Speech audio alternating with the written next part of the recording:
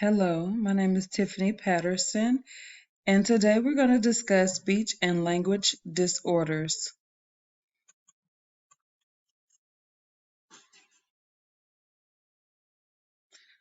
What are speech and language disorders?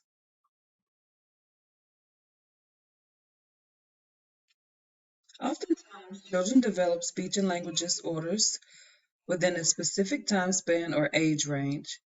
If you notice that a student is having challenges with learning a particular skill, then they may have speech or language disorder.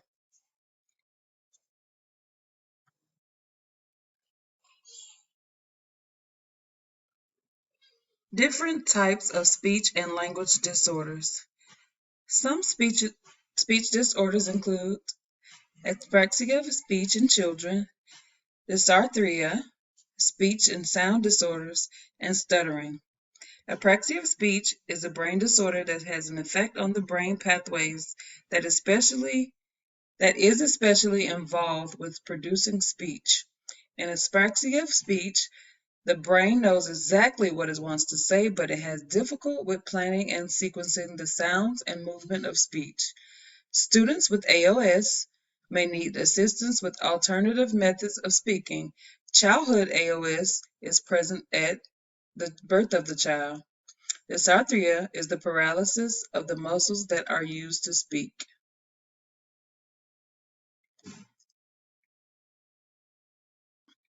Speech and language disorders continue.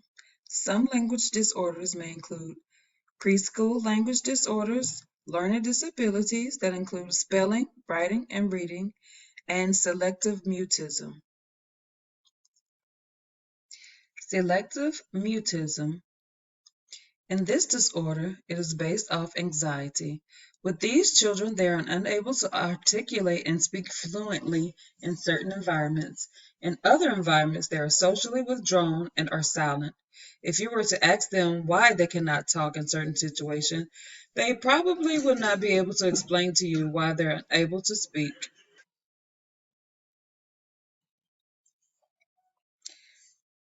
Selective mutism signs.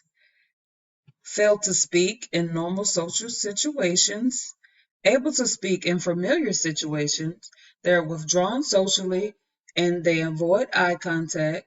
They're sometimes nervous when they're around people, and they tend to be attached to familiar people, such as their mother, their father, their grandparents, their teachers, if they have been with them for a while, as well as other family members who are close to them.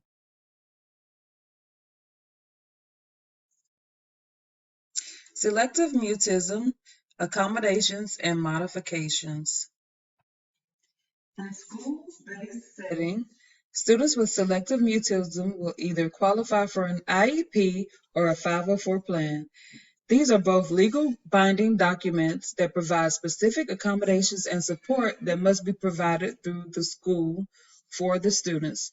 They are both similar in the fact that they can both provide accommodations for students, but there are also some ways in which they are different.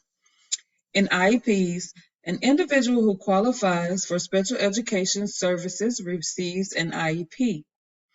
The students require specialized instructions as well as accommodations in order for the students to be provided with the best possible education. The services and supports that are needed is provided to the students at no cost to the family. The main difference between the IEP and the 504 is that in an IEP, the student requires specialized instruction as well as accommodations. Specialized instruction specifically targets a skill that a student is not proficient in. For example, a student can have specialized instruction in reading, math, communication, as well as emotional and social skills. This type of instruction can be provided by a speech and language pathologist, therapist, school social worker, and a special education teacher. With the 504, the purpose of the 504 is to take away any barriers that the student may have while they're in school. In order for a student to qualify for a 504, They must have a disability, and it's suspected to have a disability that affects their educational process and how they perform at school. This includes how they perform in school, their behavior, and how they communicate with others. Accommodations are small changes or adjustments on how information is being presented and not the information that is being taught.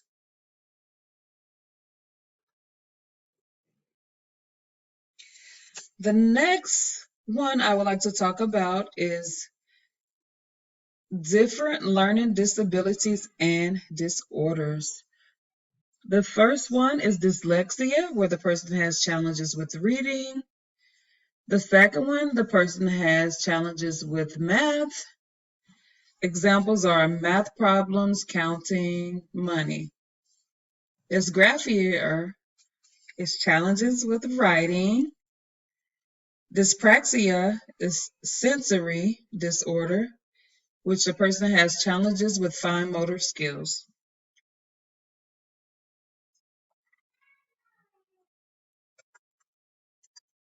Causes of learning disabilities. There are many causes of learning disabilities. One of the causes is that having a learning disability may be hereditary. When working with students with learning disabilities, we notice that the student may have multiple family members with the same disorder if we search the family lineage. So a learning disorder can be, like I said, hereditary, and it is a brain disorder, and the person is usually born with a learning disability. Signs of learning disabilities.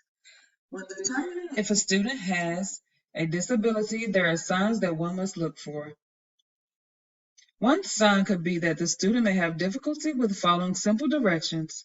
Another sign is that the student may have challenges with remembering things in sequences, such as dates and events. When the student is reading, they may have a problem with reading comprehension. Reading comprehension is very important. It is a very important skill that we utilize across the curriculum. Some other things to look out for when determining if a student has a learning disability is that they are having challenges with writing, spelling, or even remembering math facts in school.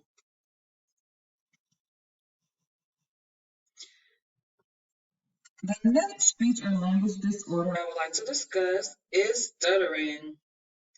So, when a person stutters, they may have several disfluencies. They repeat parts of words, they may have word blocks, they may omit or take out certain words to refrain from stuttering, and they may have times where stuttering does not occur. So, in an instance, we may have all encountered stuttering. This may include saying or repeating word sounds or repeating a few words at a time, and we may stumble over our words. These are called disfluencies. People who stutter have different type of disfluencies or may have disfluencies, more disfluencies than other. They may stretch out the sounds of words or even repeat the same part of a word over and over again, or they may even have word blocks.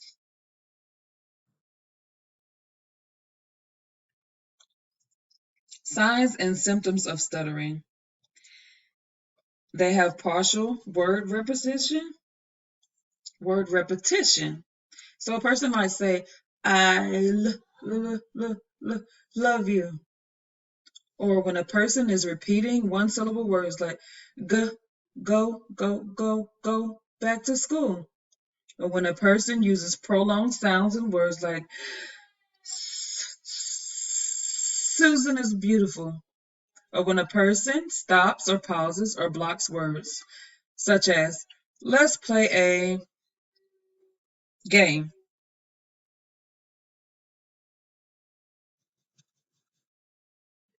Causes and risk factors of stuttering. Causes.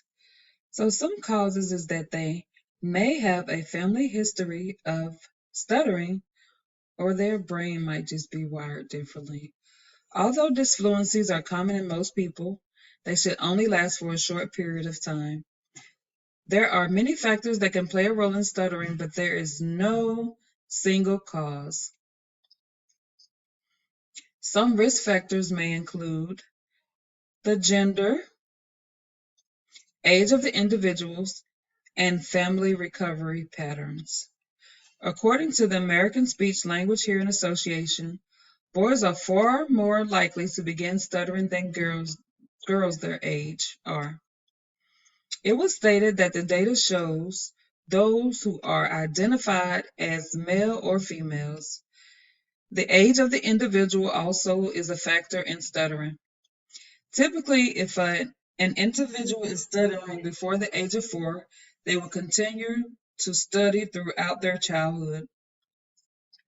The family recovery pattern is also critical with individuals who stutter.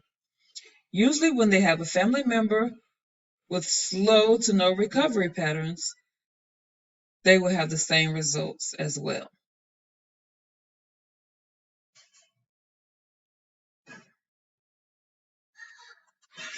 There are many ways to help individuals who may have challenges with speech, such as stuttering. If a preschool student begins stuttering, their parents can assist them with their speech by sounding out words or even slowing down their speech pattern when they speak to their child. When an individual continues to stutter as they get older, a speech and language pathologist can help them with their speech. By assisting them and managing what they are learning, they will eventually feel more comfortable with speaking and feel less anxiety while speaking to others. If an individual has challenges with stuttering, they are not alone.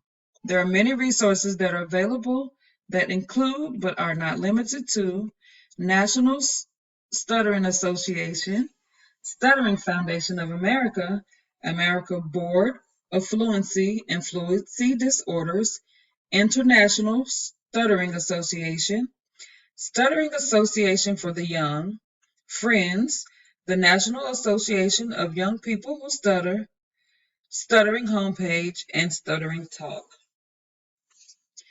Thank you so much for listening to my video and what I had to say about learning disabilities and disorders. I really hope you enjoyed it. Thank you so much. Bye-bye.